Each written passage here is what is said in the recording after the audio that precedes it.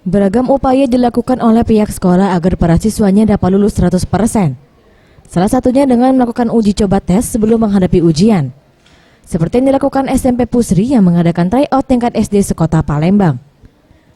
Menurut Rahmawati, Kepala SMP Pusri mengatakan, ada 525 peserta dari 25 SD sekota Palembang yang mengikuti kegiatan ini, yang dilakukan secara gratis dan tryout ini diumumkan langsung setelah selesai. SD sekota Palembang. Kelas berapa itu? Kelas 6. Kelas 6. Ada berapa siswa yang ikut? Yang ikut 525 siswa sekota Palembang. Dari berapa sekolah? Kurang lebih 20 sekolah yang ada di sekolah di sekitar kita. Bahkan ada yang dari Pelaju. Menurut Sri Muniarti, Ketua Pelaksana mengungkapkan, banyaknya manfaat yang didapat mengikuti tryout, salah satunya dengan terbiasa menjawab pertanyaan. Dalam kondisi ujian sesungguhnya, tidak membuat siswa gugup dan fokus dalam mengerjakan soal, sehingga mendapatkan hasil yang terbaik.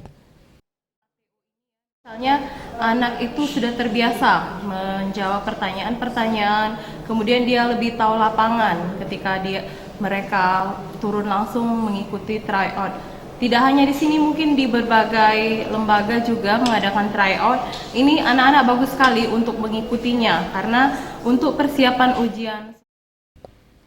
Nafla Sahila, salah satu siswi, mengatakan, untuk mata pelajaran yang paling sulit selama mengikuti tryout adalah matematika. Karena harus mencari jawaban yang paling tepat dan harus mengejar waktu agar selesai tepat pada waktunya.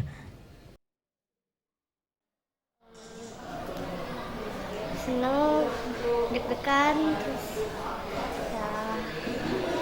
senang. Yang paling susah mata pelajaran apa? Matematika, Kenapa? rumit, Rumit ya. Rumitnya bagian apa? yang soal cerita gitu. Untuk peringkat terbaik dari hasil tryout ini diberikan piagam penghargaan dan uang pembinaan bagi 10 siswa terbaik. Faradu Satria, Sriwijaya TV.